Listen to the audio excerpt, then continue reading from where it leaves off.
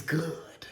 We are back, Disciples of Wrestling, D.O. back in the building, here to bring you that good content. We've been away for a little bit. It's kind of going through a rebrand, a kind of tone switch, figuring out what we want to do moving forward. We are here to run it up for you again. My name is Jordan Moser. For those of you who do not know, if this is your first time watching one of our videos, hey, how you doing? You know, I know my skin clear. I got this hat on because I need a haircut, but we are back in business and we're gonna reflect a little bit. We're gonna look back on the year that was 2021 before moving forward. I'm gonna go through my top 20 matches of the year. You know, there should be some honorable mentions, but we're not gonna mention those because they weren't good enough. They couldn't hack it. They weren't up to par to the 20 matches on this list, in my opinion, okay? Okay, we gonna run through all these. I got a list and I wrote them all down and we gonna let them all out. My name is Jordan once again, and these are my top 20 matches of 2021. We're gonna hopefully be brief with all these because I don't like to talk too much, but coming in at number 20, one of the best ladder matches I've seen in a minute, we got the men's Money in the Bank ladder match. I firmly believe this is one of the best, if not the best, Money in the Bank ladder match of all time. I'm impartial to 2013. That's around the time I started watching wrestling with the All-Star matchup and the one from a couple of years ago before Brock Lesnar came in and ruined everything. But this Money in the Bank ladder match was amazing. Everybody really got a chance to shine and really got their licks in. Even the not so important guys like John Morrison and Shinsuke Nakamura, they got their shine. We see striking exchanges, Ricochet doing his thing by leaping off ladders and top ropes, ladder spots galore with Seth Rollins and Kevin Owens. Everything really came together in this matchup. And of course, the winner, Big E, as he went on to become WWE champion for the latter part of last year. Everything about this match was chef's kiss. This was a very nice Money in the Bank ladder match, and probably the best one we've seen in a minute for a couple of years. So kudos to the 8 men that kind of showed their spots in here, of course. Coming up at 19, we got a match that I didn't expect to like as much as I did. I actually had to go back and rewatch it to make sure, but it is the men's War Games match. Team Black and Gold going up against Team 2.0, and this was so much fun. Like, Team 2.0 definitely came out with the victory, but they showed their stuff in terms of carrying this brand and WWE a little bit forward for the future. Braun Breaker and Tony D'Angelo looked like machines in that cage. It kind of took a little while to get going, but I think Carmelo Hayes and Johnny were the right people to start this off, and all the callbacks to DIY with Gargano and Ciampa. Once all 8 men got into the cage after a little bit of trouble with the door for Braun Breaker, things lit up. It didn't really depend on that many high spots just in terms of the match, except for that one leap from Grayson Waller off the top of the cage. But yeah, it was just all about what was happening in the ring. I wish they would kind of move away from the aspect of using all these weapons and kind of do more so suited what they did in like the late 80s and early 90s, where they didn't need a lot of weapons. But if you're going to do this as a match that kind of changes the culture of your entire show moving forward, this was the way to do it. I love this so much. Coming in at number 18 from Wrestle Kingdom earlier this year, we got Will Ospreay going up against Kazuchika Okada. This was really a match made in heaven. This is Will Ospreay's first match, just kind of after turning heel and forming the Empire and kind of getting his footing as a heel. And he did wonderfully in this match. His change of styles over the past couple of years as he's gained more muscle and just kind of added a lot more to his arsenal has been awesome to see. But this match was about Okada and his redemption story and that arc over the past year after losing the title to Naito, really just coming back, going through balloons and weird pants and things like that in the G1, not winning that, of course, but ending things off, finally getting the Rainmaker back after not using it for an entire year. The money clip, it could kind of be divisive. I don't really care for it because I know how athletic he is, so he shouldn't be using that as a submission, in my opinion. But this match was laid out masterfully. Everything that they did just in terms of the final 10 minutes, just in terms of like the peak and the climax of the matchup, was beautifully done. So this is awesome for both men. Definitely my favorite match of Wrestle Kingdom for sure.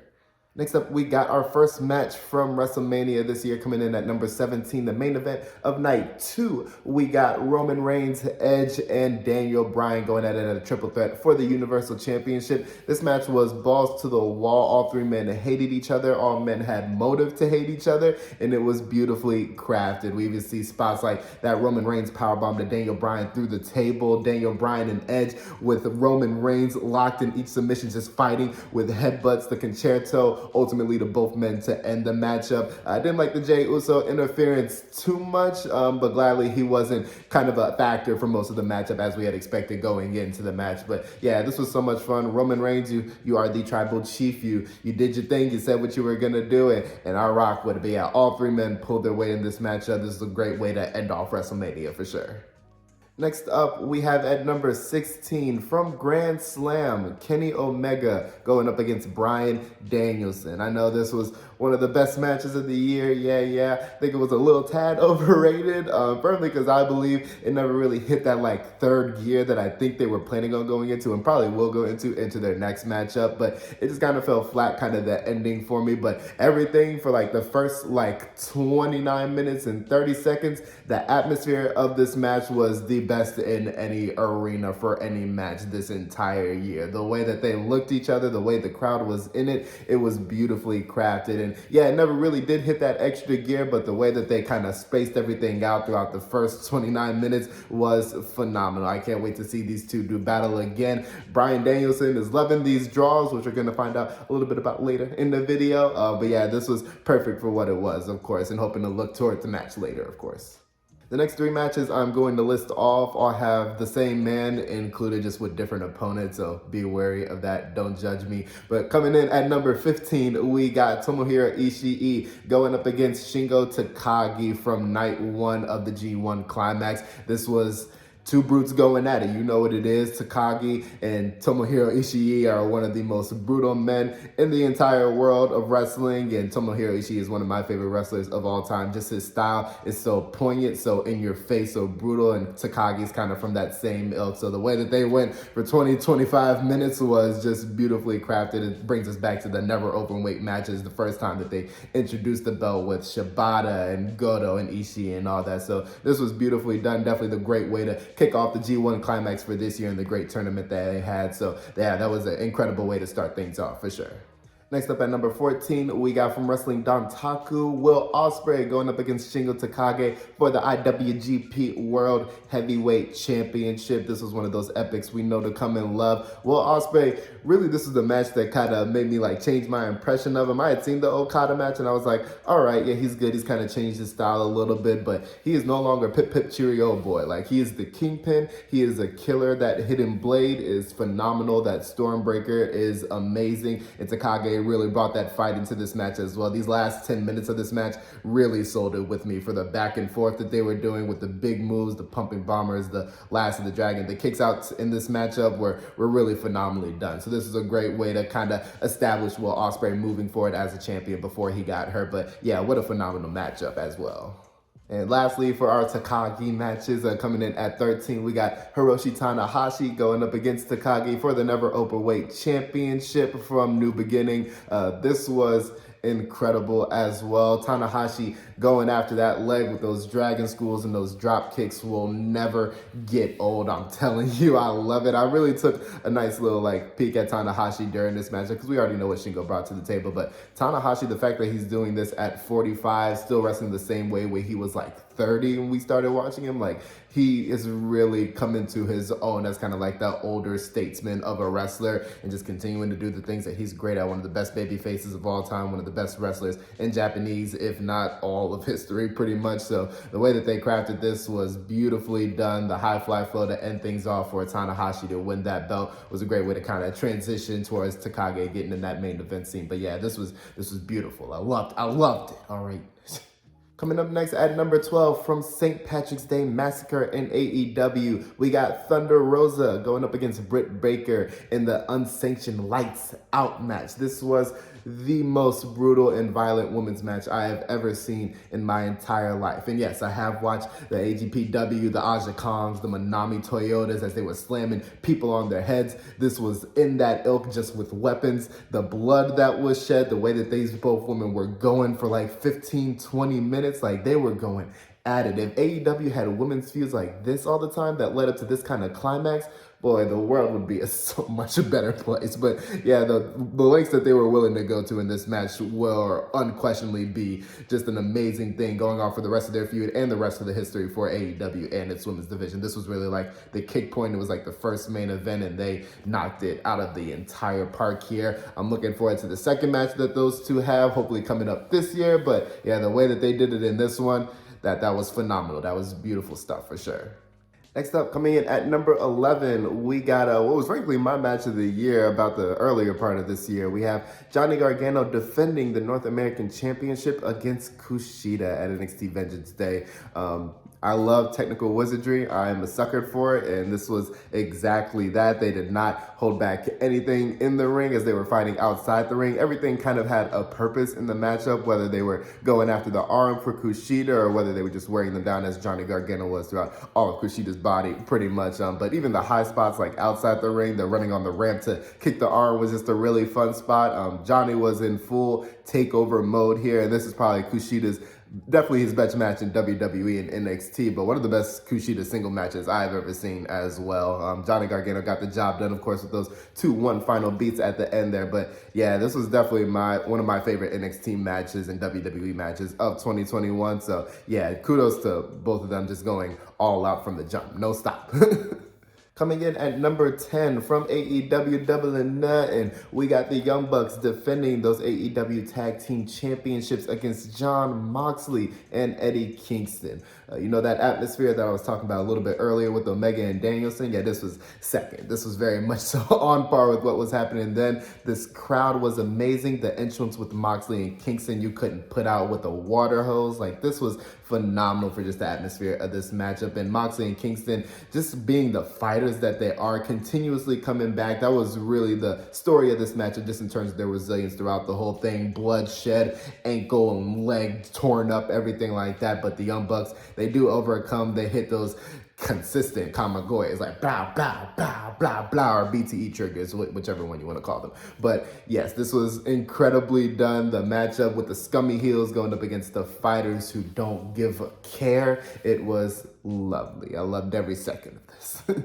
Next up, coming in at number 9, from Full Gear in AEW, we got the opening matchup, MJF going up against Darby Allin. For 23 or something minutes, this was incredible. Like, this was the best matchup I've seen MJF in, best match I've seen Darby Allin in. The way that they crafted this, just as two kind of like equals coming from just like two different backgrounds going at it. They really played up the pillar aspect that they have in AEW a lot during this matchup and the build up to this matchup, and the way that they constructed it, the moves that they did all the way up to the finish, which you can hate it or you can love it. It is in line with MJF's character. I personally didn't appreciate it when it happened, but going back to the matchup and just watching the whole thing through again, the way that it was done was understandable for sure. So I love the fact that these two are just kind of carrying the company forward. They're going to be those two pillars along with Guevara and Jungle Boy and a couple other names that I'll probably mention a little bit later as well. But yeah, this was beautifully done. Probably the best match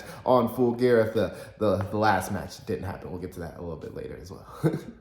Coming in at number 8, we got the first really big matchup of the year that got a lot of praise. We got, from New Year's Smash, Kenny Omega defending the world title against Rey Fenix. This was incredible. This was amazing. This is all the words that you want to say. Kenny Omega really showed why he is the best bout machine in this matchup, but Fenix, I don't know if this is a controversial statement or not, but he should be a top 5 babyface in North America. Like, I've been saying that ever since this match happened, and even before that. Like, he does things that nobody else does in this entire wrestling world. It is crazy. The things that he was doing in this matchup, the suicide dives to the outside, the steps up, the kip ups in the kick, bro, like, he is incredible. The way that he moves around in this ring, he should be TNT champion at some point. He should ultimately maybe be world champion at some point for this promotion, but he is a killer. This matchup was amazing. Really the first big matchup of the year that got a lot of praise, and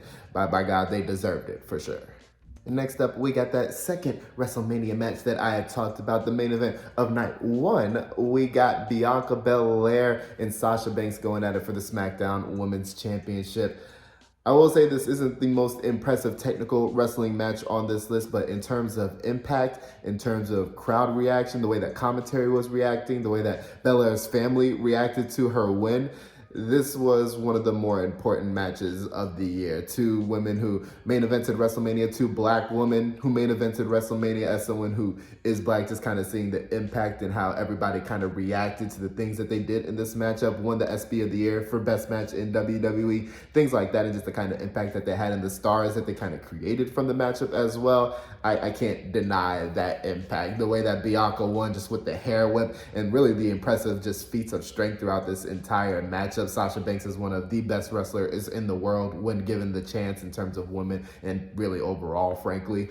So the way that they constructed this matchup, the way that it ended, everything about it was special and compelling. And I definitely appreciated that for sure. It's number 7 on my list. Next up at number 6, we got one of the best stories to ever be told in wrestling, at least for the past decade, I would say. We got Kenny Omega defending the World Heavyweight Championship against Hangman Adam Page. This was the culmination of 2 years of just betrayal, teaming up together, having fun, break-offs, comes togethers, everything like that. This is the culmination of everything. And Hangman, just as the character arc has gone since he has entered AEW up to this point and just beating Kenny for the world title, it might not have been the most amazing matchup that we kind of expected it to be. I expected Hangman to kick out of the one-winged angel, and he didn't do it. I'm still waiting for that one day. But the way that they laid this out, the Young Bucks coming in at the end and kind of giving the okay, beat this man, do what you need to do. The way it ended was phenomenal. Dark Order coming to celebrate and was the best. So this was the ultimate moment of AEW in 2021 and definitely a sign of things to come for Hangman as he's going into 2022 already. So we'll talk about that a little bit later as well. But yeah, amazing stuff to end off the year for these two. Amazing. We are in the top 5 now. The top 5. Are you ready? You're not, but that's okay. Coming in at number 5, we got from Stardom, Tokyo Dream. We got Shiri going up against Utami Haishashita for the World of Stardom title. Jesus Christ, these women were phenomenal.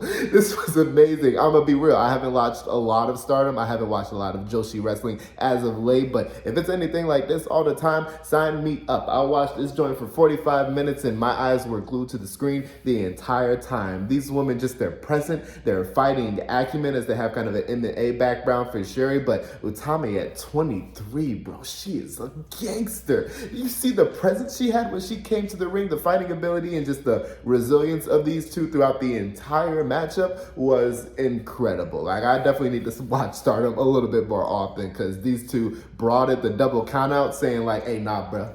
Nah, we gonna continue this. We gonna keep it going. And to still end in a tie or a draw was just balls to the wall for me. The way that they did this matchup, Stardom has a lot to be proud of. I need more things like this. I need it more, please. Next up, coming in at number 4, kind of a late submission into the match of the year race, we got Bryan Danielson going up against Hangman Page for the World Championship at Winter is Coming. Lord have mercy.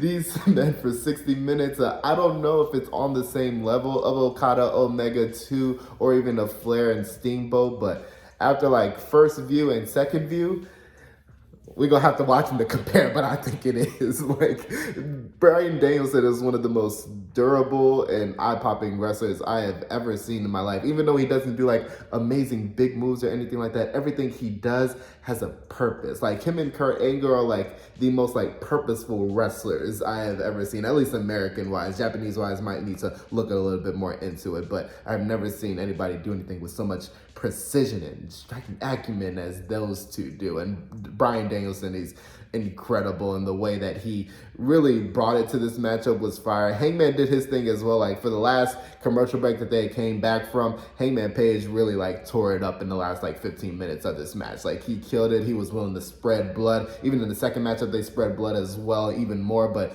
the way that they did it here, and everything seemed just very calculated and well done. I didn't expect it to go 60 minutes, even when they were at the 10-minute mark or the 15-minute mark of the matchup, but Jesus, like I needed more of this. They definitely gave it to us with the second match, which was, I don't say not as good, but it didn't come up to par with this one. This was amazing. I need to go watch back the other 60-minute epics in history to see how they fare, but this is up there with them for sure. Amazing stuff by these two.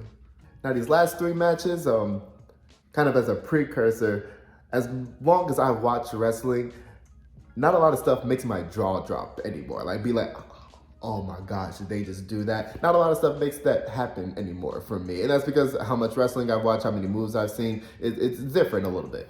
But these three matches, they made my jaw drop. That's why they're at the top of this list. The first two I had the blessing to watch live, just as it was happening, not like live in the audience, but live. And this last one, just a couple of months ago, I didn't even know any of these men existed 3 months ago, but this is one of the more brutal tag team matches I have ever seen in my life. From Pro Wrestling Australia, Aussie Open going up against the Velocities. Wow.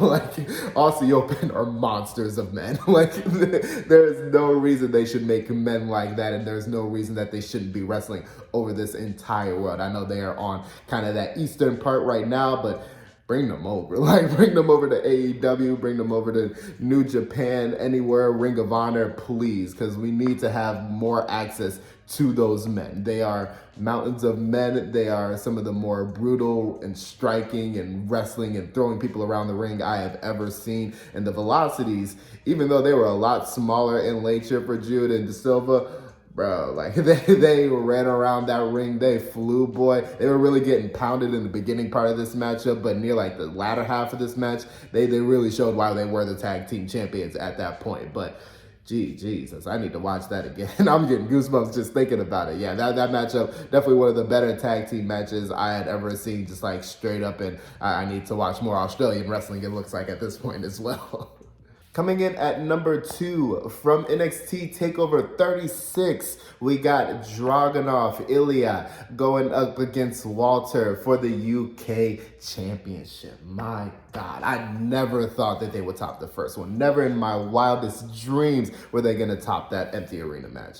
And boy, oh boy, they did. Oh my gosh, Ilya came through with so much fire and so much passion. The way that he was cut a little bit early on, it just showed how he continued to keep going. He was like, screw that. Like, I'm fighting for everything that I believe in. Walter's coming into this matchup reigning for like a champion for like 700, 800 plus days. Like, he has been the most dominant champion in WWE history. And here comes this little man. It's not little, but like, compared to Walter, he's like a stick, and he is coming at him with the most fire and ferocity that I have seen in not a wrestler in a very long time. Like, he's just coming at him. It's kind of similar to, I don't want to kind of put his name out there a lot, but Chris Benoit, he like came with that same type of fire as he was in the ring, and Ilya has that, bro. Like, the way that he ended up this matchup, not even with the headbutt and any other like mere like wrestling hold, but just those consistent shots, those consistent forearms and elbows,